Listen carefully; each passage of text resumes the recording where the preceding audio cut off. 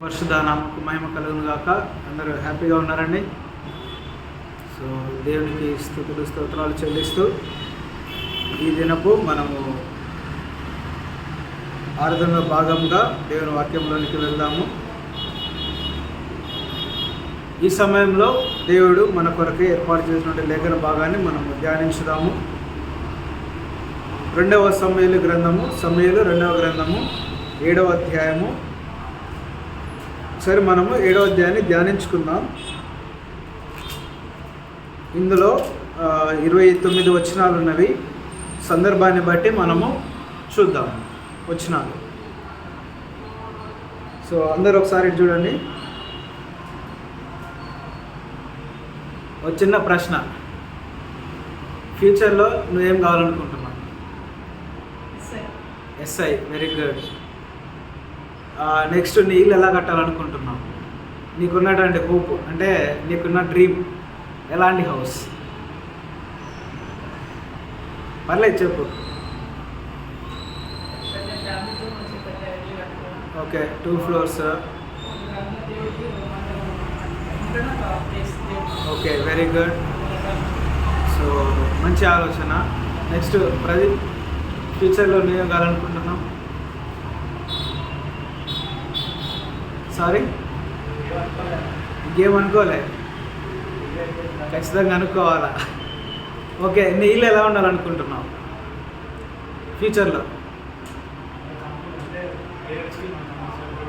అందరికీ సరిపోయి అంటే విశాలంగా ఉండాలా, కంఫర్టబుల్గా ఉండాలా, ఒక 4 వచ్చినా సరే ఇబ్బంది లేకుండా ఉండాలా. నరసింహ, నువ్వెలా కట్టాలనుకుంటున్నావు?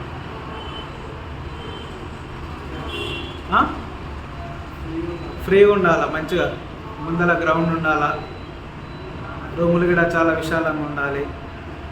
సో అంటే మనకంటూ మన ఇంటిని గురించి ఒక ఐడియా ఉన్నది, ఒక ఆశ ఉన్నది.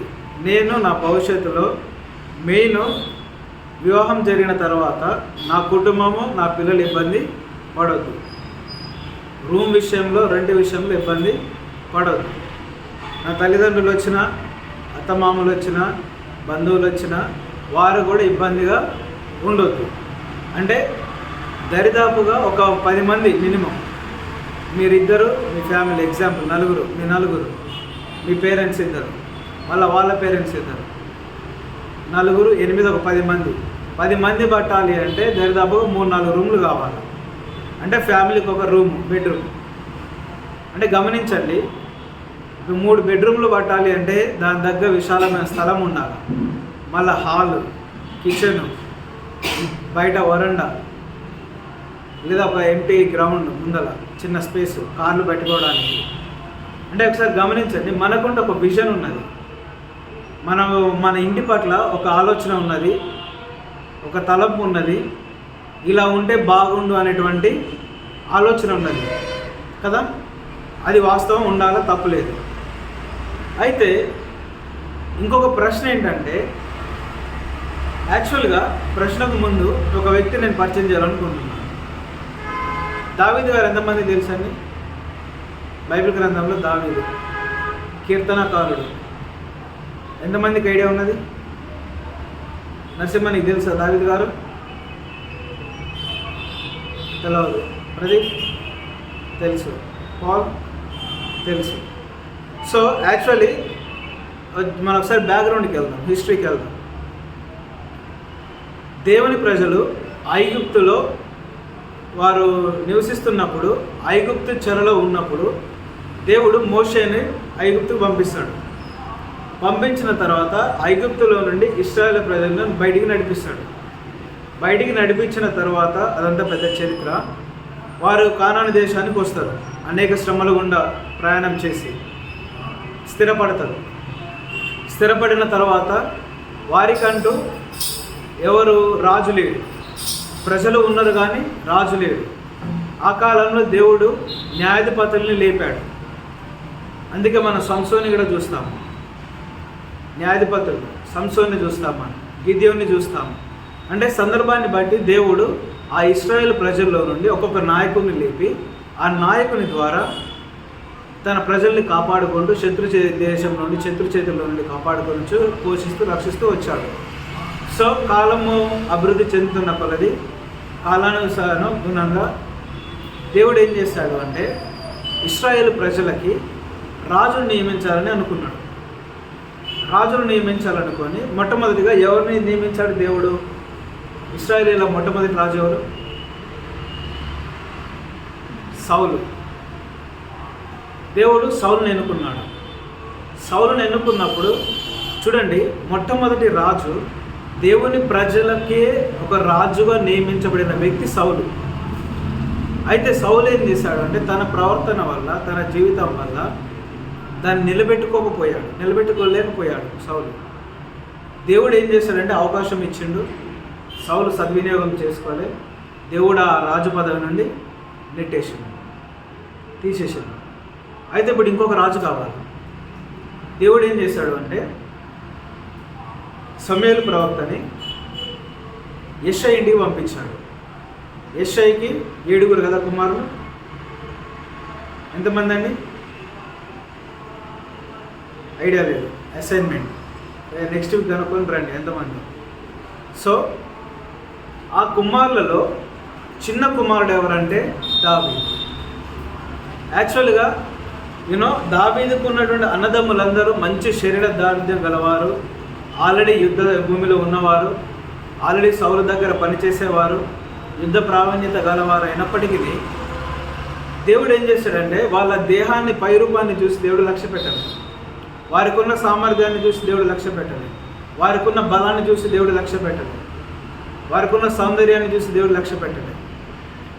సమయంలో అందరినీ చూసుకుంటూ మేబీ దేవుడు ఈయన సెలెక్ట్ చేశాడేమో, ఈయన సెలెక్ట్ చేసుకోవడం అనుకుంటూ అందరినీ రమ్మని చెప్పాడు. దేవుడు ఈయన కాదు అన్నాడు. తండ్రిని అడిగాడు, యెషై ఇంకెవరు ఉన్నారా నీ కుమారుడు అంటే? యెషై అంటే ఒక్కడు ఉన్నాడండి ఆఖరి వాడు, కానీ వానికి ఏం తెలియదు. వాడు ఏం చేసేటోడు అంటే గొర్రెల కాపరి, అడవికి గొర్రెలు తీసుకుపోవడం, వాటిని మేపడము, మరలా తీసుకురావడం, అదే ఆయన పని. ఖచ్చితంగా దేవుడు ఈయనైతే ఎన్నుకోడు, గొర్రెల కాపరి ఎన్నుకోడు అనుకొని యెషై చెప్పాడు. అయినప్పటికీ సమూయేలు ఏమనంటే ఒకసారి పిలిపి చూద్దాం, దేవుడు మేబీ ఈయన ఎన్నుకున్నాడేమో, పిలిపి అన్నప్పుడు దావీదు వచ్చిన తర్వాత దావీదు ఏం పని చేసేవాడు? గొర్రెల కాపరి. ఒక గొర్రెల కాపరిగా సమూయేలు ఎదురు నిలబడ్డప్పుడు దేవుడు దావీదుని ఎన్నుకున్నాడు. దేని కొరకు? రాజు. అయితే రాజుగా దేవుడు దావీదుని ఎన్నుకున్న తరువాత తను రాజ్య పరిపాలన చేస్తున్నప్పుడు సరే మిగతా అన్ని విషయాలు కార్యక్రమాలు జరిగాయి. ఈరోజు మన టాపిక్ ఏంటంటే దేవుడు రాజు చేసిన తరువాత, దావీదును రాజుగా చేసిన తరువాత అనేక యుద్ధములు, యుద్ధ వాతావరణాలు, ప్రాణ నష్టం, వాటన్నిటిని తర్వాత ఈ వచనం చదువుదామా? 7వ అధ్యాయం 1వ వచనం.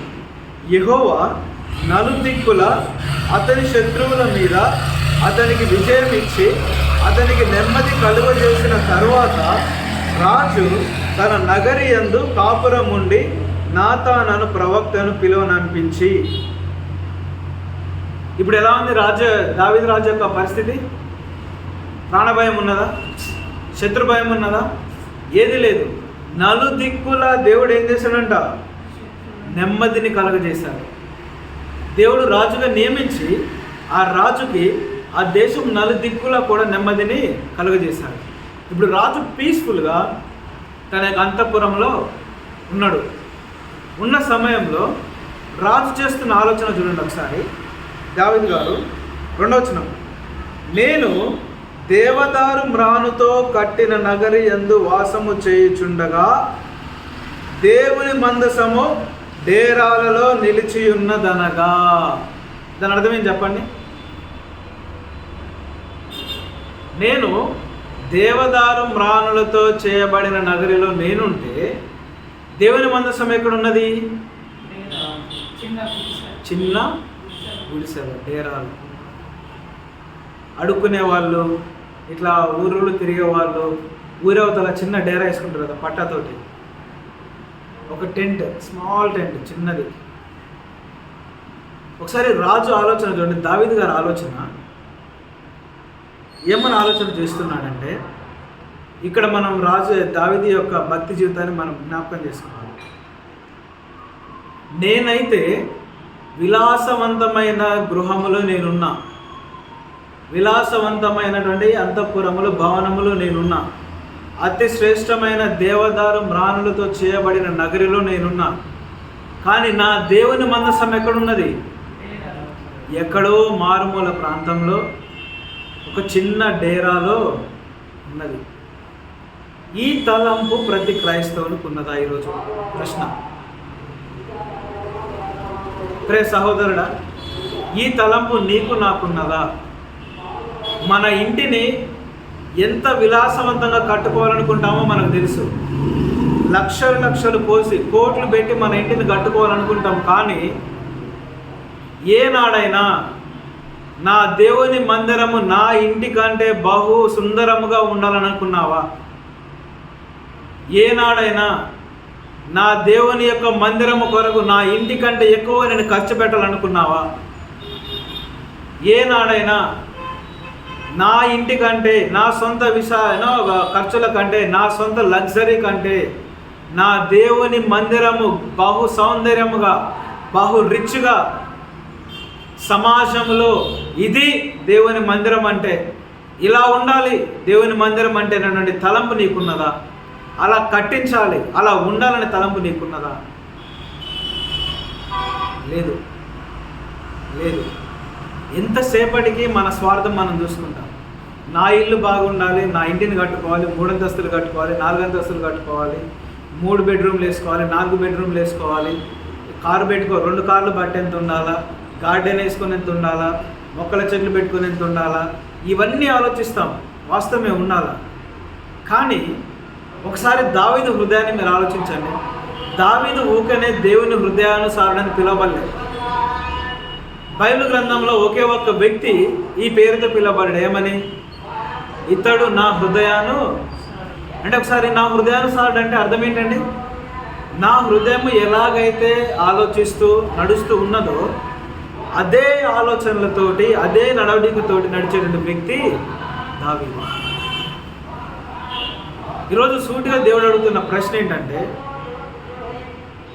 నీవు మందిరాన్ని కట్టించగలిగే స్థితిలో నువ్వు ఉన్నావు, మందిరానికి సహాయం చేసే స్థితిలో నువ్వు ఉన్నావు. కానీ ఏనాడైనా నీ ఇంటి కంటే మందిరం చాలా ఘనముగా, గొప్పగా, సుందరంగా ఉండాలి, అందుకు నేను పాటుపడాలని అనుకున్నావా? అందుకొరకు నువ్వు అడిగేసావా? అందుకొరకు నీ చేయిని చాపావా? ఈరోజు దేవుడు అడుగుతున్నాడు. దావీదుకున్న ఒకటే ప్రశ్న, నేనైతే దేవదారు మ్రాణులతో కట్టబడిన నగరంలో నేను జీవిస్తూ ఉన్నా, మరి నా దేవుని ఇల్లు పరిస్థితి ఏంది? నా దేవుని మందసం పరిస్థితి ఏంది? దేవుని మందసం టెంటులో ఉంటే నేను నా ఇంటిలో ఉండాలా? దేవుని మందసం ఏమో గుడారంలో ఉంటే నేను దేవదారు మ్రాణుల ఇంటిలో ఉండాలా? దేవుని మందసం ఎక్కడో అనాథలాగా పడి ఉంటే నేను మాత్రము నడిబొడ్డున, ఊరి నడిబొడ్డున, రాజ్యము నడిబొడ్డున నేను నివసించాలా? ఇదేనా నా భక్తి? నేనైతే విలాసవంతంగా ఉండాలి, కానీ నా దేవుని మందసం అయితే అనాథలాగా పడిపోయి ఉండాలా? చూడండి దావీదు యొక్క ఆలోచన. అంటే దావీదు గారు దేనికి ప్రయారిటీ ఇస్తున్నాడు చెప్పండి? తన విలాసానికి ప్రయారిటీ ఇస్తున్నాడా? అది సైతము వదిలిపెట్టి దేవుని మందిరానికి ప్రయారిటీ ఇస్తున్నాడా? దేవుని మందిరానికే ప్రయారిటీ ఇస్తున్నాడు. ఈ విషయము నేటి క్రైస్తవ జీవితాల్లో లేదు, లేదు. ఇదే ఆలోచన ప్రతి క్రైస్తవునికి ఉంటే ఈనాడు ప్రతి విలేజ్లో ఒక మందిరం ఉండేది, ప్రతి మారుమూల గ్రామంలో ఒక మందిరం ఉండేది, ఒక సుందరమైన మందిరం నిర్మించబడేది. ఎంతమంది సేవకులు మందిరాలు లేక టెంట్లలోనూ, గుడారాల్లోనూ, రెంట్లలోనూ, ఖాళీ స్థలముల్లో ఆరాధన జరిగిస్తూ ఉన్నారు. ఎంతమంది జరిగిస్తూ ఉన్నారు. కానీ దరిద్రం ఏంటంటే మందిరానికంటే ఒకరు రారు ముందరికి. అదే బిజినెస్ చేద్దాం, పెట్టుబడి పెడదాం, షేర్స్ పెడదాం, ఆన్లైన్లో డబ్బులు పెడదాం, చిట్టీలు కడదాం, ఎల్ఐసి పాలసీలు కడదాం, ఇంకా డబ్బుని రియల్ ఎస్టేట్ చేసి డబ్బుని వృద్ధి చేద్దామంటే పార్ట్నర్షిప్ కోసం వస్తారు, పెట్టుబడి కోసం వస్తారు, పరుగులు పెట్టుకుంటూ వస్తారు. లేకపోతే నీ ఇంటిని ఇలా డూప్లెక్స్ కడదాం, ట్రిపులెక్స్ కడదాం, ఇలా కడదాం, అలా కడదాం అంటే లక్షలు లక్షలు కాంట్రాక్టర్ల చేతిలో పోస్తారు. కానీ ఏ రోజైనా నా ఇంటి కంటే నా దేవుని మందిరం ఉండాలా, నా ఇల్లు ఉన్నా లేకపోయినా ఈ ఊరిలో దేవుని మందిరం ఒకటి ఉండాలనే ఆశ నీకున్నదా? ఈరోజు వాక్యం వింటున్న ప్రియ సహోదరుడా సహోదరి, యూట్యూబ్లో వింటున్నావేమో, దేవుడు నీకు లక్షలు ఇచ్చాడే, మంచి గవర్నమెంట్ జాబ్స్ ఇచ్చాడే, మంచి ప్రైవేట్ జాబ్ ఇచ్చాడే, బిజినెస్ ఇచ్చాడే, ఒక నీకు పెట్టే స్థితిలో ఉంచాడే. ఏనాడైనా ఆలోచించావా నీ ఇల్లు ఎలా ఉంది? ఒకసారి చూడు. ఎన్ని భవనాలు, ఎన్ని అంతస్తులు, ఎన్ని రూములు, ఎంత విశాలమైన ఏసీ, ఫ్రిడ్జ్, టీవీ, కూలరు అన్నీ ఉన్నాయి కదా నీ ఇంటిలో. మరి దేవుని మందిరంలో కనీసం ఒక మైక్ లేని విలేజెస్ ఉన్నాయి. 10 మంది వినలేనో 10 మందికి పంచడానికి కూడా మైక్ లేనటువంటి స్థితిలో ఉన్నది. సరిగా కూర్చోలేనటువంటి స్థలాలు ఉన్నాయి మందిరంలో. వర్షాలు పడితే కృంగిపోయి, వర్షం నీళ్ళు పడిపోయి, రేకులు ఎగిరిపోయి, టెంట్ల ద్వారా నీరు గారిపోతూ, ఆ నీటిలో వర్షంలో తడుచుకుంటూ, ఎండకు ఎండుకుంటూ బోధించే సేవకుల మందిరాలు ఉన్నాయి. అవి చూసినప్పుడు నీ హృదయం చలించట్లేదు. ఎందుకు? నువ్వు ఒక క్రైస్తవుడేనా? సైకిల్ మీద వెళ్తూ, నడుచుకుడు కాలినడకన వెళ్తూ, మారుమూల గ్రామాల్లో పరిచయం చేసే చిన్న చిన్న గుడారాల్లో, ఇండ్లల్లో, రేకుల్లో, కమకుల ద్వారానో, ఆకుల ద్వారానో, గుడిసె ద్వారానో పరిచయం జరిగిస్తున్నారే. అవి విన్నప్పుడు కూడా నీకు హృదయం చెల్లించట్లేదే? నా వంతు నా ప్రయత్నం నేను చేయాలి, మందిరం వరకు నేను పాటుపడాలి ఆలోచన లేదే? నువ్వు ఒక క్రైస్తవుడేనా? నీది ఒక భక్తేనా? నీ ఇల్లేమో సిటీలో ఉండాలి, నీ ఇల్లేమో రోడ్డు పక్కన ఉండాలా, నీ ఇల్లేమో వెసులుబాటుగా ఉండాలా, నీ ఇల్లేమో 100 మంది వచ్చినా సరిపోవాలి, నీ ఇంటిలో దేనికి తక్కువ ఉండొద్దు. కానీ ఆదివారం వస్తే బైబిల్ పట్టుకొని చర్చికి పోతావు కదా, ఆ చర్చి మాత్రం బూజు పెట్టి ఉన్నా నీకు అవసరం లేదు. ఆ చర్చి మాత్రం పెయింట్ లేక గోడలకు పెచ్చులు పడిపోతున్నా నీకు అవసరం లేదు. ఆ చర్చిలో మాత్రం మైక్ లేకపోయినా నీకు అవసరం లేదు. ఆ చర్చిలో వర్షం పడినప్పుడు కురుస్తున్నా నీకు అవసరం లేదు. ఆ చర్చిలో రేకులు సరిగా లేక పగిలిపోయిన రేకులు ఉండి పాస్టర్ గారు ఇబ్బంది పడుతున్నా నీకు అవసరం లేదు. ఆ చర్చిలో వచ్చిన జనాలకి సరిగా వాష్రూమ్ పోవడానికి లేకపోయినా నీకు అవసరం లేదు. నీ ఇల్లు బాగుంటే చాలు, నీ వాళ్ళు బాగుంటే చాలు, నువ్వు డెవలప్ అయితే చాలు, నువ్వు అంతస్తులు కడితే చాలు, నువ్వు బిల్డింగులు లేపుకుంటే చాలు, నీ ఇల్లు అద్దాల మేడగా ఉంటే చాలు. నువ్వు వారానికి పోతున్నావు కదా, నీకే అవసరం మాట 1 గంట 2 గంటలు ఉంటావు కదా. అందుకే మనకేం అవసరం చర్చ అంటే? మనకేం అవసరం? ఎవడో ఒకడు వస్తాడు, ఎవడో ఒకడు చూసుకుంటారులే. ఇలాంటి ఆలోచనతోటి నేటి క్రైస్తవ జీవితాలు అనేకములు ఉన్నాయి. ఎక్కడో ఉన్నారు ఎవరో ఒకరు, కొంతమంది సహాయం చేసేవాళ్ళు, వారు పని చేసుకుంటూ పరిచర్యకు సహాయం చేసేవాళ్ళు ఎంతోమంది, కొంతమంది ఉన్నారు. కానీ ఎక్కువ మంది క్రైస్తవులు ఎలా ఉన్నారు ఈరోజు? మందిరం అంటే ఆసక్తి లేదు, వాళ్ళు చర్చికి రారు, చర్చ్ అంటే వారికి ఆసక్తి లేదు. కానీ ఒక రాజు యొక్క హృదయం చూడండి ఎలా ఉంది, రాజు యొక్క ఆశ చూడండి ఏ విధంగా ఉంది. ఈరోజు దేవుడు ఒక ఆశీర్వాదం ఇవ్వబోతున్నాడు తెలుసా? ఈరోజు దేవుని కొరకు నువ్వు ఒక నిర్ణయం తీసుకుంటే నీ జీవితంలోనికి దేవుడు ఒక ఆశీర్వాదాన్ని ఇవ్వబోతున్నాడు. ఏంటో తెలుసా? దావీదు ఏ ఆలోచన చేశాడు? నేనైతే ఇంత విలాసవంతమైన జీవితాన్ని జీవిస్తున్నా, ఏసీ రూమ్లో ఉంటున్నా. ఎగ్జాంపుల్ మన ప్రజెంట్ సిచ్యువేషన్లో ఏసీ రూముల్లో రిచ్ బెడ్లు తోటి, రిచ్ పడకలతోటి, లగ్జరీ లైఫ్ తోటి నేను ఉంటున్నా, ఏసీ కార్లో తిరుగుతున్నా. నా దేవుని యొక్క మందిరము మాత్రము అనాథ వలె ఎవరు పడుచుకోకుండా, బూజు బట్టి, తుప్పు బట్టి, ఎలాంటి వస్తువులు లేక ఇలా ఉన్నది అని చెప్పి దావీదు గారు ప్రవక్తను పిలిపించాడు, సేవకుని పిలిపించి తనకున్న ఆశని చెప్పినప్పుడు, అయ్యా నేను నా దేవుని కొరకు నా ఇంటి కంటే, నా భవనం కంటే, నా అంతఃపురం కంటే శ్రేష్టమైన మందిరాన్ని నేను కట్టాలి. నా ఇంటిని, నా మందిరాన్ని చూసినప్పుడు ప్రజలు మందిరాన్ని మాత్రమే పొగడాలి, మందిరాన్ని మాత్రమే చూడగలగాలి. మందిరమును చుట్టూన ఆ కనులు తిప్పుకోకుండా ఉండగలగాలి. ఆ మందిరం అంత సుందరంగా ఉండాలని ఆశ కలిగి ప్రవక్తను పిలిపించినప్పుడు ప్రవక్త ఏమన్నాడు తెలుసా? నీ హృదయంలో ఏమనుకుంటున్నావో అది నువ్వు కానీ, అది నువ్వు కానీ. దేవుడు నీకు తోడైంది. మొట్టమొదటి మనం నేర్చుకోవాల్సిన విషయం ఏంటి, తెలుసుకోవాల్సిన విషయం ఏంటి? వాక్యం వింటున్న నీవు ఈరోజు నీకు ఆశ ఉన్నదా? నీ కళ్ళ ఎదుట ఎంతోమంది సేవకులు చిన్న చిన్న రూమ్లో ఉంటూ, గుడిసెల్లో ఉంటూ, రేకుల్లో ఉంటూ, ఒకసారి గమనించండి, చిన్న రేకుల్లో నివసిస్తూ ఉన్నారు, కడుపుతూ ఉన్నారు మందిరాన్ని. ఎండాకాలం వాళ్ళ పరిస్థితి ఏంటండి? ఫ్యాన్లు ఉండవు. వర్షాలు వస్తే వాళ్ళ పరిస్థితి ఏంటండి? పార్కింగ్ ప్లేస్ ఉండదు. బండ్లు కానీ, సైకిళ్ళు కానీ, చెప్పులు పెడతానికి కూడా స్థలం ఉండదు కొన్ని విలేజెస్. వర్షం వచ్చినా, వాన వచ్చినా, చలికాలం వచ్చినా, ఏది వచ్చినా పాపం అందులోనే ఆరాధనకు నడిపే వాళ్ళు సేవ. వాళ్ళ పరిస్థితి ఏంటండి? మందిర పరిస్థితి ఏంటండి? నీకున్న లక్షల్లో ఒక 5 లక్షలు పెడితే గొప్ప మందిరం కాదా? మంచి రేకులతోటి సుందరమైన మందిరం ఏర్పడదా? నీకున్న దాంట్లో తలా చెయ్యి వేస్తే మందిరం ఏర్పడదా? ఎంతమంది? దరిద్రం ఏంటంటే మందిరానికంటే ఎవరయ్యారు? నిజం, ఎవరయ్యారు మందిరానికంటే? ఎందుకంటే అందులో ఉన్న ఆశీర్వాదం వాళ్ళకి తెలియదు కాబట్టి. ఈరోజు మనం నేర్చుకోవాల్సిన విషయం ఏంటంటే, నా ఇల్లు కంటే నా దేవుని మందిరమే సుందరంగా ఉండాలి, స్థిరముగా ఉండాలనే ఆలోచన నీకున్నదా? దావీదు గారు ఒక్కటే ఆలోచన చేశాడు. ఏమని?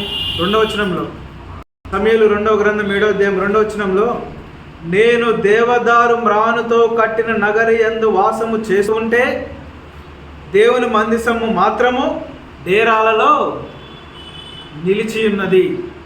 ఇలా ఉండొద్దు, నేను డేరాలో ఉండాలి, నా దేవుని మందిరము దేవదారు మ్రాన్లో ఉండాలి, నగరిలో ఉండాలి. ఇది దావీదు ఆలోచన. ఈ నీ ఆలోచన నాకున్నదా? ఈ దావీదు గారి ఆలోచన నీకు నాకున్నదా?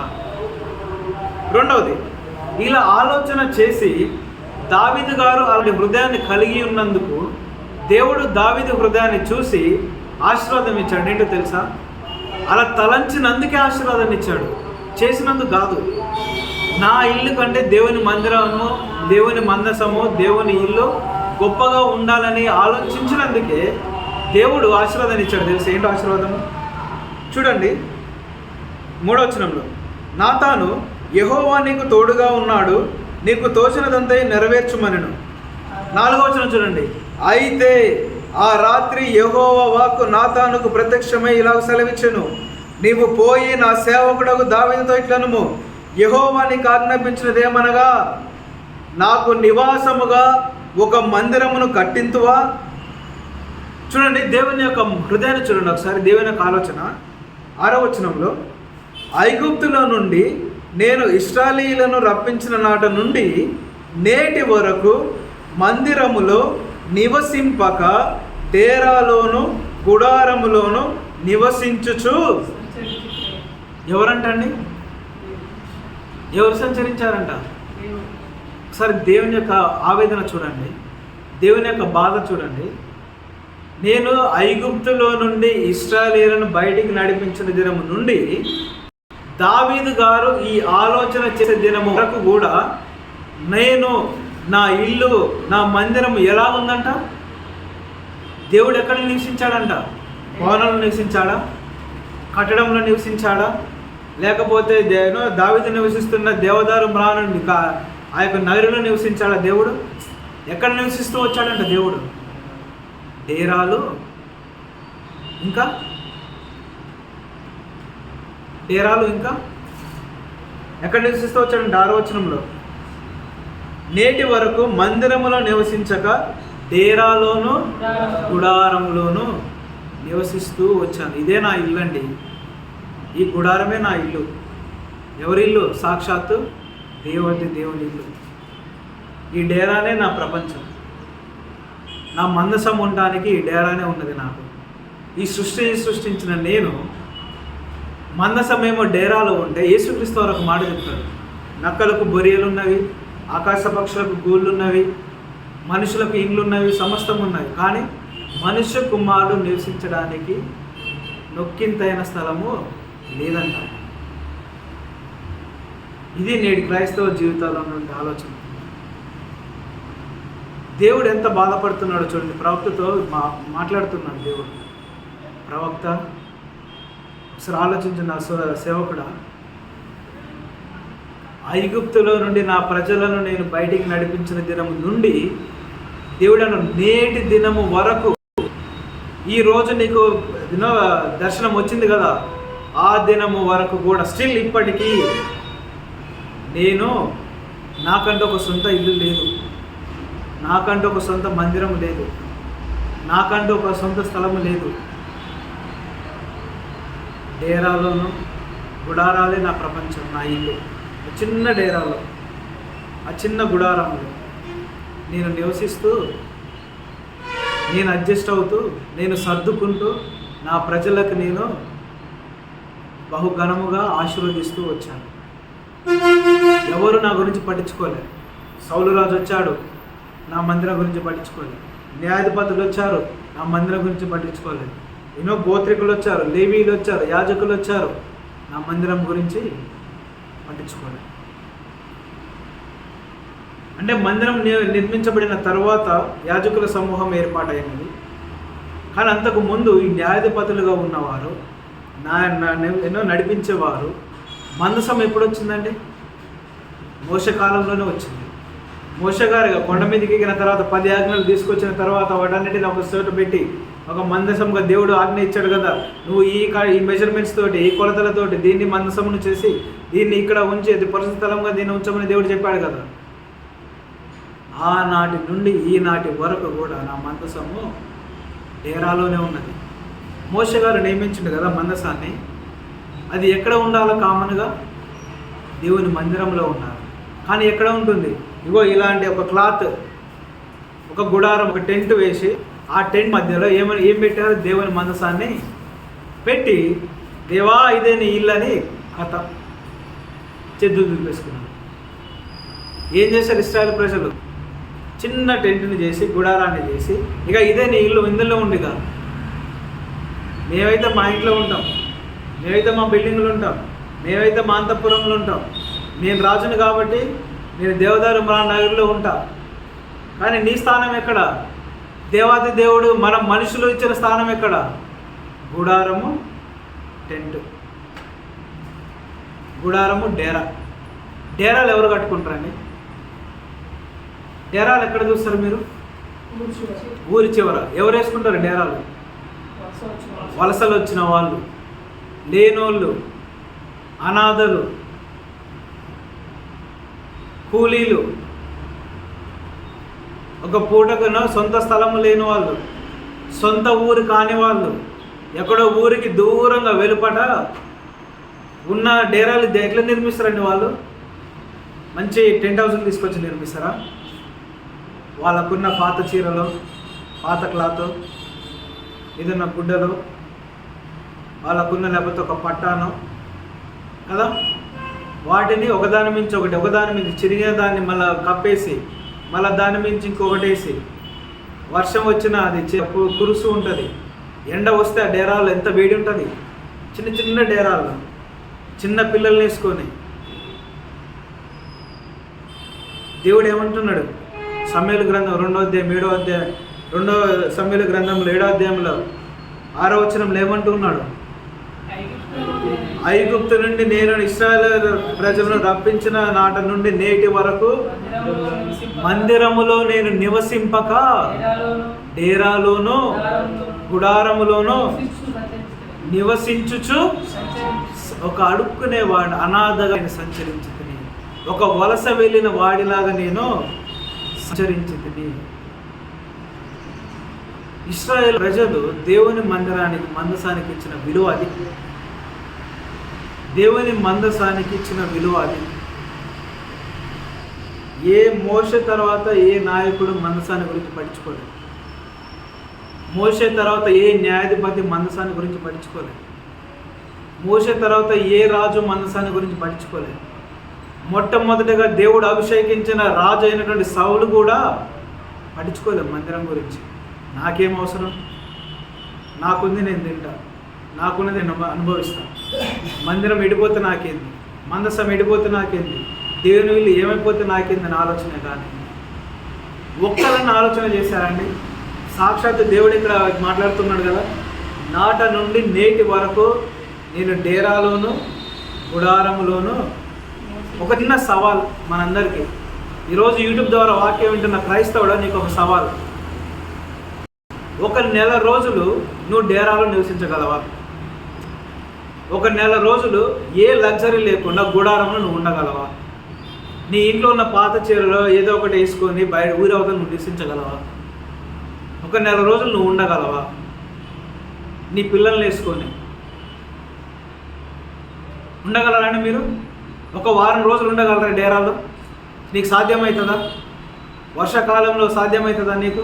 ఎండాకాలంలో ఆ డేరాలో నువ్వు ఉండగలుగుతావా? ఒక గంట సేపు ఎండలో నువ్వు ఉండగలుగుతావా? ఆ ఉడకకు ఉండగలుగుతావా? నీకైతే ఇంత లగ్జరీ కావాలి, మరి దేవుని ఇల్లు పరిస్థితి ఏంది? దేవుని ఇంటి పరిస్థితి, దేవుని మందిర పరిస్థితి ఏంది? దేవుడు తన బాధను వ్యక్తపరుస్తున్నాడు. దేవుడు ప్రవక్తతో ముచ్చటిస్తూ ఉన్నాడు. ఈ రకంగా అయ్యా ఎవ్వరు నా గురించి పట్టించుకోలేదు, వాళ్ళంతా వారికి వారు చూసుకున్నారు, కానీ రాజ్యం గురించి చూసుకున్నారు, కానీ వారికి ఉన్న సొంత ఇళ్ళ గురించి చూసుకున్నారు, కానీ వారికి ఉన్నటువంటి వారి యొక్క సొంత బంధువుల గురించి, రక్త సంబంధికుల గురించి, వారి లగ్జరీ లైఫ్ గురించి వారు చూసుకున్నారు. కానీ ఏ ఒక్కరు కూడా నాట నుండి నేటి వరకు నా మందిరంలో నేను నివసించిన పాపాన నేను పోలే, నా మందిరంలో నేను అడుగుపెట్టిన పాపాన నేను పోలే. అసలు నాకు ఇల్లే లేదు. ఫస్ట్ నేను ఉండటానికి నాకు ఇల్లే లేదు. యేసుక్రీస్తు వారికి ఉన్నాండి ఇల్లు. పాత నిబంధన గ్రంథంలో మందసానికి ఇల్లు లేదు, క్రొత్త నిబంధన గ్రంథంలో యేసుక్రీస్తు వారికి ఇల్లు లేదు. ఆయన ఇచ్చాడు సాక్షాత్ యేసుక్రీస్తు వారికి. ఏమని? నక్కలకు బొరియలు ఉన్నాయి, ఆకాశ పక్షులకు గూళ్ళు ఉన్నాయి, కానీ మనుష్య కుమారుడు తల వాల్చుకోవడానికి నొక్కింతైన స్థలము నువ్వు ఇయ్యగలవా ఆ స్థలాన్ని? అంతేకండి, పుట్టిన తర్వాత కాదు, మరియ గారు గర్భంతో ఉన్నప్పుడు, నిండుకొనినప్పుడు, ప్రసవేదన పడుతున్నప్పుడు స్థలం దొరికిందా? కనీసము ప్రసవించడానికైనా స్థలం దొరికిందా? ఎక్కడ యేసుక్రీస్తు వారు పుట్టారు? అనాథలాగా ఎక్కడో పశువుల పాకలో, ఆ పెంట మధ్య, ఆ పశువుల నుండి వచ్చేటువంటి స్మెల్ భరించలేక, ఆ దుర్వాసనలు, అది మనం ఏమంటాం దాన్ని కామన్గా దొడ్డి, పశువుల దొడ్డి కదా. గేదెలన్నా కొంచెం పరిశుభ్రంగా ఉంటాయి, కానీ బ్రల్ నుంచి ఎలా వస్తుందండి వాసన? గొర్రె దొడ్డిలో నువ్వు ఉంటావు ఒక గంట సేపు, ఆ వాసన నువ్వు భరించగలవా? యేసుక్రీస్తు వారు ఎక్కడ పుట్టాడు? కనీసం నువ్వు నేను పుట్టేటువంటి 4 గోడల మధ్య కూడా పుట్టలే యేసుక్రీస్తు వారు. పశువుల పాకలు, ఏదో అనాథలాగా. ఆయన పుట్టినప్పుడు ఇల్లు లేదు, ఆయన పెరిగినప్పుడు ఇల్లు లేదు, ఆయన చనిపోయినప్పుడు కూడా ఇల్లు ఉన్నదండి? ఆయనకంటూ సొంత సమాధి ఉన్నదా? అనాథ శవంలాగా సెలవులో మరణిస్తే ఒక వ్యక్తి వచ్చి, అయ్యా నా ఇంటి కొరకు, నా వాళ్ళ కొరకు, లేదా నా కొరకు నేను ఒక సమాధిని తొలిపించుకున్నా, అందులో నేను పెట్టుకుంటా అని తీసుకుపోయి ఎవరో సమాధిలో ఆయన స్థలం ఇస్తే, సమాధి చేస్తుంది యేసుక్రీస్తు వారు. ఏనాడు కూడా యేసుక్రీస్తు వారు తన కొరకు తను బ్రతకలేదు, తన స్వార్థం తను చూసుకోలేదు. పాత నిబంధన గ్రంథంలో ఆ దేవాతి దేవుడు కూడా ఏ రోజు కూడా నువ్వు నా కొరకు మందిరాన్ని ఎందుకు కట్టలేని అడగలేదు. నువ్వు ఎక్కడ ఉంచితే అక్కడే ఉన్నాడు దేవుడు. నువ్వు గుడారాలు పెడితే గుడారాలో ఉన్నాడు, నువ్వు డేరాలు పెడితే డేరాలో ఉన్నాడు, నువ్వు బయట పెడితే బయట ఉన్నాడు. ఇది మనం దేవునికి ఇచ్చే విలువ. ఒక్కసారి ఆలోచించాలి క్రైస్తవుడా, నా ఆలోచన ఎలా ఉంది? దావీదు గారి ఆలోచన ఎలా ఉంది? దావీదు గారు ఎప్పుడైతే తన ఆలోచనలో చేసుకొని, నేనైతే చూడండి ఒకసారి మరొకసారి చదవండి ఆ మాట, 7వ అధ్యాయం 2వ వచనంలో, నేనంటే ఎవరు ఇక్కడ? సమూయేలు 2వ గ్రంథం 7వ అధ్యాయం 2వ వచనం. నేను దేవదారు మ్రానుతో కట్టిన నగరి యందు వాసము చేయుచుండగా దేవుని మందసము డేరాలో ఉండుట న్యాయమా ఇది? నేను రాజుగా ఉండగా, దేవుని భక్తున్నై ఉండగా, నా దేవాది దేవుని మందసము డేరాలో ఉండడం ఎంతవరకు సమంజసం? అది నేనేమో బిల్డింగ్లో ఉండాలి, నా దేవుని మందసమేమో డేరాలో ఉండాలా? ఈ ఆలోచన నీకున్నది అప్పుడే క్రైస్తవుడా? నీ ఇల్లేమో విలాసవంతంగా ఉండాలా, చర్చ్ ఏమో పాతబడిపోయి బూజు బట్టి దుమ్ముదీలతో నిండి ఎలాంటి సౌకర్యములు లేక, బయట నుండి వచ్చే వ్యక్తులకు సరైన వసతి లేక, కనీసం వాష్రూమ్ పోవడానికి కూడా వీలు లేక, ఇలాంటి పరిస్థితుల గుండా పరిచయం జరగాల? మన ఇల్లు మాత్రమేమో గొప్పగా లగ్జరీగా ఉండాలా? ఎలాంటి ఆలోచన ఉన్నాము నేటి క్రైస్తవ జీవితం కదా? దావీదు గారు ఈ ఆలోచన చేసి, మీరు చూడండి ఆలోచన ఏమని వచ్చింది? నేను ఇలా ఉంటే నా మందసము, దేవుని మందసం అలా ఉండొద్దు. నా దేవుని మందసానికి కూడా గొప్ప మందిరం ఉండాలా. నా దేవుని మందసము నాకంటే రిచ్ అయిన ప్లేస్లో ఉండాలా. దేవుని మందసం ఎక్కడ ఉండాలా? నేను నివసిస్తున్న ఈ విలాసవంతమైన ఇంటికి 100 రెట్ల కలిగినటువంటి విలాసవంతమైన ఘనమైనటువంటి చరిత్ర కలిగినటువంటి అతి సుందరమైనటువంటి మందిరములో మందసం ఉండాలి. ఈ ఆలోచన ఎప్పుడైతే వచ్చిందో దేవుడు ఆశీర్వాదాన్ని ఇచ్చాడు. ఆలోచనతోనే, కేవలం ఆలోచన వచ్చినందుకే దేవుడు ఆశీర్వాదాన్ని ఇచ్చాడు. ఏంటి తెలుసు ఆశీర్వాదం? చూడండి 6వ వచనం మనం చదివాం. సంచరించి తిని 7వ వచనం, ఇశ్రాయేలీయులతో కూడా నేను సంచరించిన కాలమంతయు నా జనులను పోషించుడని నేను ఆజ్ఞాపించిన ఇశ్రాయేలీయుల గోత్రములలో ఎవరితోనైనను దేవదారుమయమైన మందిరం ఒకటి మీరు నాకు కట్టింపకపోతిరా నేనే ఎన్నడైనా అడిగింటినా? ఒకసారి ఆలోచించండి. దేవుడు ఎలా మాట్లాడుతున్నాడు, ఎంత బాధతో మాట్లాడుతున్నాడు. ప్రవక్తతో అంటున్నాడు ఏమని? ఇశ్రాయేలీయులు బయటకు వచ్చినారు కదా, వారు అరణ్యం గుండా బయటకు వచ్చినారు కదా, వారు మంచిగా నివసిస్తున్నారు కదా, కానాను దేశంలో సొంత ఇంట్లో నివసిస్తున్నారు కదా. అలా నివసించే క్రమంలో ఏ రోజైనా, ఏ వ్యక్తినైనా, ఏ గోత్రికుడునైనా దేవదారును ఏమని అంటున్నాడు? 7వ వచనంలో, దేవదారుమయమైన మందిరం ఒకటి మీరు నాకు కట్టింపలేదే అని నేను ఇప్పుడు అడిగాను మిమ్మల్ని, ప్రశ్నించానా? ఇది దేవుని యొక్క బాధ, అది ఆయన యొక్క తగ్గింపు. మీరు ఎక్కడ ఉంచితే అక్కడ ఉంచాను ఉన్నా. నువ్వు ఇక్కడ కూర్చోమంటే ఇక్కడనే కూర్చున్నా. ఇగో ఇదే నీ ఇస్తామంటే అదే నేను అక్కడ ఉన్నాను. ఏ రోజు కూడా నాకు ఇగో ఈ చెట్లతోటి, ఈ టేకు చెట్లతోటో, ఈ యొక్క గొప్ప ప్రాణుతోనో, దేవదారం ప్రాణుతోనో నాకు ఎప్పుడైనా మందిరం కట్టారని నేను అడిగాను? కనీసం నాకు ఇల్లు, కనీసం ఒక చిన్న ఇల్లు ఇమ్మని నేను అడిగాను? ఏ ఒక్కరు నేను అడిగాను? నేను నా మందిరం గురించి అడగలేదే. ఏమన్నా 8వ వచనంలో, కాబట్టి నీవు, ఇక్కడ మీరు ఒకసారి గమనించాలా, కాబట్టి అంటే దాని అర్థం ఏంటండి? ఎప్పుడు మనం వాడతాం కాబట్టి అని? ఏదైనా ఒక సందర్భం జరిగినప్పుడు దానికి రిజల్ట్గా, దానికి పర్యవస్థానంగా ఇది చేసావు కాబట్టి ఇది జరుగుతుంది, ఇది అయింది కాబట్టి ఇలా అవుతుంది అంటే for every action there is a reaction, right? అంటే దావీదు గారు ఈ రకంగా ఆలోచించిండు కాబట్టి దేవుడు ఇప్పుడు అంటున్నాడు, ఏమంటున్నాడు? నీవు నా సేవకుడకు దావీదుతో ఇలాగూ చెప్పుము, సైన్యములకు అధిపత్యకు యెహోవా నీకు సెలవిచ్చినదేమనగా, గొర్రెల కాపులోనున్న నిన్ను గొర్రెల దొడ్డిలో నుండి తీసి ఇశ్రాయేలీయులను నా జనుల మీద అధిపతిగా నియమించితిని. మనం ఫస్ట్లో చూసాం బ్యాక్గ్రౌండ్, ఎక్కడ ఉన్న దావీదు ఎక్కడికి వచ్చింది కదా, నియమించితిని.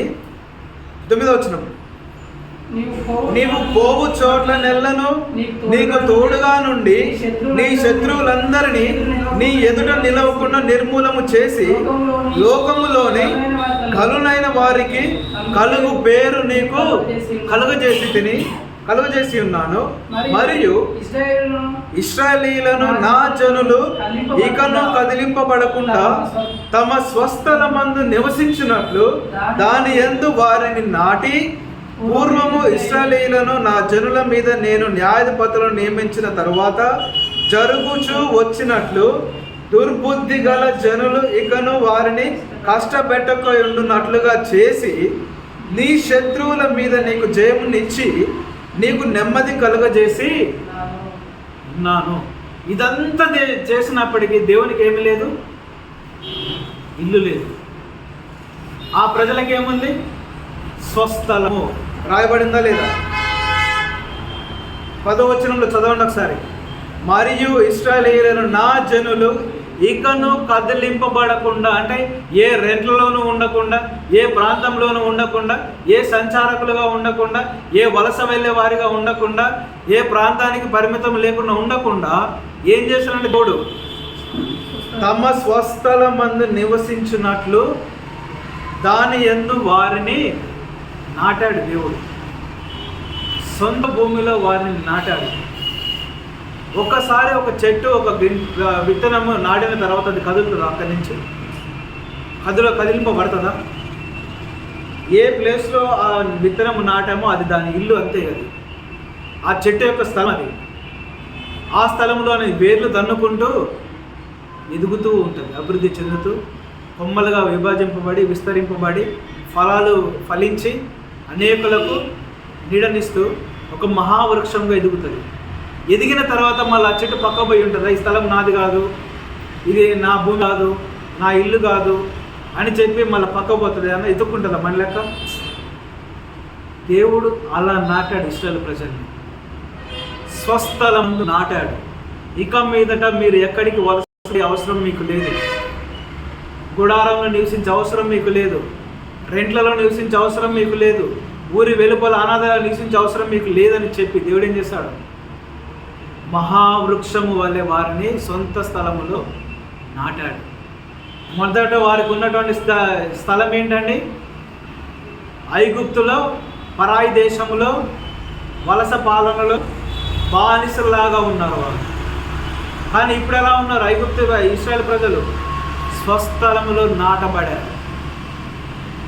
అట్లాంటి స్థితిని దేవుడు అనుగ్రహించాడు. అయినప్పటికీ నాకున్నదాన్ని అడుగుతున్నాడు దేవుడు. నువ్వు ఇలా నాటబడినప్పటికీ, నీకంటూ సొంత ఇల్లు ఉన్నప్పటికీ, స్థలం ఉన్నప్పటికీ, నాకంటూ ఇల్లు లేదని నిన్ను అడిగానా? అడుగుతున్నాడు దేవుడు. ఇలాగ చెప్పు అని అంటున్నాడు దావీదుతోటి. 12వ వచనం చూడండి. 11వ వచనము, నీ శత్రువుల మీద నీకు జయమునిచ్చి నీకు నెమ్మది కలగజేసి ఉన్నాను. మరియు యెహోవానగు నేను నీకు తెలియజేయనిదేమనగా. ఇప్పుడు చెప్తున్నాడు దేవుడు.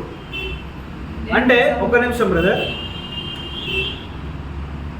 8వ వచనము నుండి 11వ వచనము వరకు దేవుడు చరిత్రను చెప్పాడు సేవకునికి.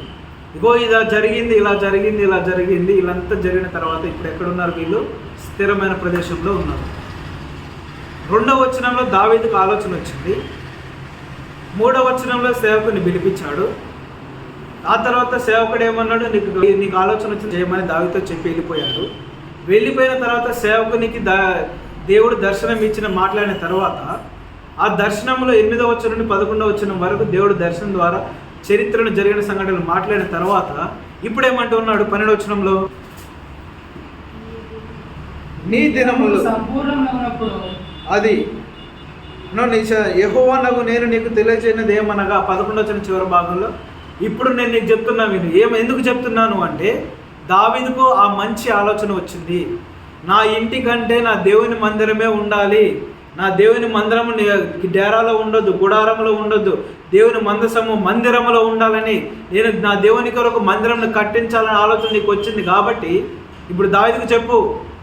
ఈ ఆలోచన వచ్చింది కాబట్టి దావీదుతో చెప్పమని ఏమంటున్నాడు? నేను నీకు సంతానము కలగచేతును, ఆశీర్వాదం ఇస్తున్నాడు. చూడండి, ఇప్పుడు ఆలోచన వచ్చినందుకు దేవుడు ఆశీర్వదిస్తున్నాడు. చూడండి, ఇప్పుడు నేను నీకు సంతానము కలుగజేతును. నీ దినములు సంపూర్ణమగునప్పుడు నీవు నీ పితరులతో కూడా నిద్రించిన తరువాత నీ గర్భములో నుండి వచ్చిన నీ సంతతిని హెచ్చించి రాజ్యమును అతనికి స్థిరపరిచి. ఒకసారి గమనించండి, దేవుడు ఏమంటున్నాడు? మొదటి ఆశీర్వాదము, నీకు సంతానాన్ని అనుగ్రహిస్తా, నెంబర్ 1. రెండోది ఏమంటున్నాడు? నీ సంతతిని హెచ్చిస్తా. మూడోది ఏమంటున్నాడు? అతనికి రాజ్యమును అతనికి స్థిరపరుస్తా. ఆ తర్వాత 13 వచనం, అతడు నా నామ ఘనత కొరకు ఒక మందిరమును. ఇది అండర్లైన్ చేసుకోండి. మందిరం ఎందుకో తెలుసా ఉన్నది? మందిరము ఎందుకు కట్టబడాలో తెలుసా? మందిరము ఎందుకు ఉండాలో తెలుసా? ఒక మారుమూల ప్రాంతంలో అయినా, ఒక మారుమూల నగరంలోనైనా మందిరం ఎందుకు ఉండాలో తెలుసా? ఎక్కడ మందిరము ఉంటుందో అక్కడ ఏముంటుంది? ఎక్కడ ఏముంటుంది? ఆయన నామమునకు ఘనత, మహిమ, ప్రభావములు ఉంటాయి. 13వ వచనం చూడండి, దేవుడు ఏమంటున్నాడు? నా నామ ఘనత కొరకు. ఎక్కడైతే మందిరం ఉంటుందో అక్కడ ఆయన నామమునకు ఘనత వస్తుంది, ఆయన నామమునకు మహిమ వస్తుంది, ఆయన నామమునకు ప్రభావములు కలుగుతాయి. అందుకొరకే మందిరం ఉండాలి. ప్రతి స్థలంలో, ప్రతి ఊరిలో మందిరం ఉండాలి. ఏమంటున్నాడు? మందిరమును కట్టించదను, సంతతి ఇస్తాను, సంతతిని హెచ్చిస్తాను, ఆ సంతతికి రాజ్యమును స్థిరపరుస్తాను. ఆ సంతతి ఏం చేస్తుందంట? నా నామం ఘనత కొరకు మందిరాన్ని కడతాడు. నెక్స్ట్, అతని రాజ్య సింహాసనమును నేను నిత్యముగా. బాబా, స్థిరపరచడమే కాదు, రాజ్య సింహాసనమును నిత్యము స్థిరపరుస్తా, నిత్యము. అందుకే ఒకసారి గమనించండి, దావీదు గారు ఈ ఆలోచన చేశాడు కాబట్టి. ఏ ఆలోచన? మందిరము గురించి ఏ వ్యక్తికి రాని ఆలోచన దావీదు గారికి వచ్చింది కాబట్టి నేటికి పరలోక రాజ్యంలో కూడా సింహాసనం ఏమని పిలువబడుతుంది? ఎవరి సింహాసనం మందు ఆసీనుడై ఉన్నాడని మనం ప్రార్థిస్తాం? దావీదు సింహాసనం మందు ఆసీనుడైన దేవాన్ని ప్రార్థిస్తాం. పరలోక రాజ్యంలో కూడా హెచ్చించబడింది దావీదు పేరు. కారణం, దేవుని రాజ్యము, దేవుని నామము, దేవుని మందిరము తన రాజ్యములో హెచ్చించబడాలని దేవుడు కోరుకున్నాడు కాబట్టి దావీదు నామము అక్కడ హెచ్చించాడు దేవుడు. అవునా కదా? దావీదు సింహాసనము, దావీదు వంశావళిలో నుండి దేవుడు వచ్చాడు, దావీదు ఊరిలోనే దేవుడు పుట్టాడు, దావీదు పట్టణంలోనే దేవుడు పుట్టాడు. అందుకే ఏమంటాడు? ఇదిగో దావీదు పట్టణమందు నేడు రక్షకుడు మీ కొరకు. ఎవరి పట్టణములో? కారణం ఏమిటి? దేవుని కొరకు మందిరాన్ని కట్టాలనుకున్నాడు. దేవుడే తన పట్టణాన్ని దేవుని తన ఇంటిగా మార్చాడు. ఈరోజు నువ్వు దేవుని కొరకు మందిరాన్ని కట్టాలని ఆశ కలిగి ఉంటే నీ ఇంటినే దేవుడు మందిరం మారుస్తాడు, నీ ఇంటిలోనే దేవుడు నివసిస్తాడు. సమూయేలు గ్రంథం 7వ అధ్యాయంలో 2వ వచనంలో దావీదు ఏమని ఆలోచన చేశాడు? మా దేవదారు మ్రానుతో కట్టబడిన నగరంలో నేనుంటే నా దేవుని మందసము డేరాలు ఎలా ఉండాలి అని చెప్పి దావీదు గారు ఎప్పుడైతే ఆలోచన చేశాడో అప్పుడే దేవుడు ఆలోచన చేశాడు. ఏమని? ఇదే దావీదు ఊరిలో నేను పుడతాను, ఇదే దావీదు మందిరం పట్టణంలో నేను జన్మిస్తాను, ఇదే వంశావళిలో నేను వస్తాను. ఇదే దేవుడు నీకు ఇచ్చే ఆశీర్వాదం.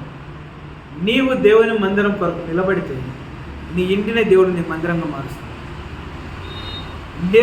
దేవుని నామ ఘనత కొరకు నువ్వు మందిరాన్ని కట్టిస్తే నీ నామ ఘనతని దేవుడు హెచ్చిస్తాడు. అదే ఊరిలో, అదే మందిరంలో, అదే ప్రాంతంలో, అదే జిల్లాలో, అదే రాష్ట్రంలో దేవుడు నీ నామ ఘనతను హెచ్చిస్తాడు. దేవుడు ఏదో నాకు తెలుసు అనుకుంటున్నా, ఒక కార్యం చేస్తే దేవుని కొరకు అంటే ఆ ఊరిలో ఘనతనివ్వాలి. మన ఎగ్జాంపుల్, మనం ఇప్పుడు ఉన్న ప్రజెంట్ సిచ్యువేషన్లో చెప్తే, మనం దేవుని కొరకు ఏదైనా కార్యం చేస్తే మన వాడలో, మన కాలనీలో పేరునివ్వాలి. కాలనీ దాటిందంటే మన విలేజ్లో పేరు ఇవ్వాలి. విలేజ్ దాటిందంటే మన మండలం పరిధిలో పేరు ప్రఖ్యాతులు ఇవ్వాలి. మండలం దాటిందంటే మన జిల్లా పరంగా దేవుడు మనల్ని హెచ్చించాలి. జిల్లా లేదంటే రాష్ట్ర వ్యాప్తంగా మన పేరు మారుమ్రోగాలి. దేవుడు హెచ్చిస్తే దేవుని కొరకు పనిచేస్తే, లేదా రాష్ట్రం కూడా దాటితే దేశవ్యాప్తంగా పేరు మారుమ్రోగాలి. అందుకే దేశవ్యాప్తంగా మనము కొంతమంది పేర్లు వింటాం, గొప్ప గొప్ప దైవజనుల పేర్లు. ఏ రాష్ట్రానికి వెళ్ళి ఎందుకంటే వారు ఎక్కువ దేవుని కొరకు ప్రయాసపడుతున్నారు కాబట్టి. హోసన్న ఏసన్న గారు ఎక్కడికి వెళ్ళినా వినపడుతుంది. కేవలం ఏసన్న గారు చేసే పని ఏంటండి? మందిరాలు కట్టిస్తారు. ప్రతి మారుమూల ప్రాంతాల్లో కూడా మందిరాలు నిర్మిస్తారు. ఎక్కడికి వెళ్ళినా చూడు హోసన్న మందిరం ఉంటుంది. అవునా కదా? ఏ మారుమూల ప్రాంతానికి వెళ్ళిన హోసన్న మందిరం హెచ్చించాలి, దేశవ్యాప్తంగా హెచ్చించాలి. కానీ దావీదు గారు ఏం చేశాడని కాలనీ దాటి, మండలం దాటి, విలేజ్ దాటి, రాష్ట్రం జిల్లా దాటి, రాష్ట్రం దాటి, దేశం దాటి, ప్రపంచం దాటి పరలోక రాజ్యాన్ని తీసుకెళ్ళాడు. ఆ నామాన్ని ఎక్కడి వరకు హెచ్చించాడు దేవుడు? దావీదు నామాన్ని పరలోక రాజ్యం కీడది హెచ్చించాడు, పరలోక రాజ్యంలో కూడా హెచ్చించాడు. దావీదు సింహాసనము కారణం ఏంటో తెలుసా? మనం ఇందాకనే చూసాము. ఇశ్రాయేలు ప్రజలు ఐగుప్తులను బయటికి వచ్చిన నాట నుండి నేటి వరకు కూడా ఏ ఒక్కరు ఆలోచన చేయలేదు నా మందిరం కొరకు. ఏ ఒక్కరు ఈ యొక్క పని పూనుకోలే. ఏ ఒక్కరు తమ అడుగును ముందుకేయలేదు. ఏ ఒక్కరు పదాన్ని ముందుకు రాలేదు. ఎవరు వచ్చారు? మొట్టమొదటి వ్యక్తి దావీదు. ఈ విత్తనాన్ని దేవుడు పరలోక రాజ్యంలో నాటాడు. ఈ ఆలోచన కలిగి ఉన్నాడు కాబట్టే, నా హృదయానుసారుడు అయినాడు కాబట్టే దేవుడు అంతగా తనను, తన కుటుంబాన్ని, తన సంతతిని హెచ్చించాడు. దేవుడు ఈరోజు దేవుడు నీతో ఇదే మాట్లాడుతున్నాడు. ప్రియ సహోదరుడా, నీవు దేవుని మందిరము కొరకు నువ్వు నిలబడితే, దేవుని మందిరము కొరకు నువ్వు నిలబడడం కంటే ముందు నా ఇంటి కంటే నా దేవుని మందిరమే సుందరంగా ఉండాలనే నిజమైన, నిష్కలంకమైన, ఎలాంటి స్వార్థము లేని ఆలోచన నీకు ఉంటే నీ ఇంటినే దేవుడు మందిరంగా మారుస్తాడు. అవునా కాదా? దావీదు ఆలోచన కలిగి ఉన్నాడు. దావీదు పట్టణమందు రక్షకుడు పుట్టాడు. దావీదు దేవుని మందిరము కొరకు సమస్తం ఏర్పాటు చేశాడు. దేవుని సింహాసనాన్ని ఈ లోకంలో ప్రతిష్ఠించాలనుకున్నాడు. దేవుని మందిరము ఈ ప్రపంచంలో, తన రాజ్యంలో దేనికి లేనటువంటి ఖ్యాతి కలిగినటువంటి వస్తువుల చేత, విలువైనటువంటి మాణిక్యముల చేత, రత్నముల చేత, లేకపోతే చెక్క చేత, వృక్షముల చేత కట్టాలని దావీదు గారు ఆశ కలిగి ఉన్నాడు. కాబట్టి తను ఎంతైతే దేవుని కొరకు హెచ్చుగా ఆశ కలిగి ఉన్నాడో అంతకు మించి దేవుడు ఆశీర్వాదాన్ని ఇచ్చాడు. పరలోక రాజ్యం, దావీదు సింహాసనం. ఇంకేం కావాలండి? ఒకవేళ దేవుడు నిన్ను మెచ్చి, నీ భక్తి జీవితాన్ని మెచ్చి నీ పేరు మీద పరలోక రాజ్యంలో ఒక సింహాసనాన్ని ప్రతిష్ఠిస్తే, ఫలానా ప్రదీప్ సింహాసనము, పాల్ సింహాసనము, చింటు సింహాసనము, లేదా సోని సింహాసనము, నరసింహ సింహాసనం అనే పెడితే ఇక నీకు అంతకన్నా ఆశీర్వాదం ఏముంటుంది చెప్పండి? పరలోక రాజ్యం వెళ్ళే ప్రతి అడుగు, పరలోక రాజ్యంలో వేసే ప్రతి అడుగు ఆ సింహాసనాన్ని చూస్తుంది. ప్రతి నేత్రము ఆ సింహాసనాన్ని చూస్తుంది. రేపటి రోజున నువ్వు నేను దావీదు సింహాసనాన్ని చూడబోతూ ఉన్నావు. అదే ప్లేస్లో, అదే స్థానంలో, లేదా అదే విలువ కలిగిన సింహాసనం వల్ల నీ పేరు ఉంటే నీకు ఎలా ఉంటుంది చెప్పండి? అది కాదా ఆశీర్వాదం అంటే? అది కాదా హెచ్చింపు అంటే? ఇది మామూలు విషయమా? పరలోక రాజ్యంలో కూడా పేరు స్థిరపడదంటే మామూలు విషయమా? అసలు ఆలోచించండి.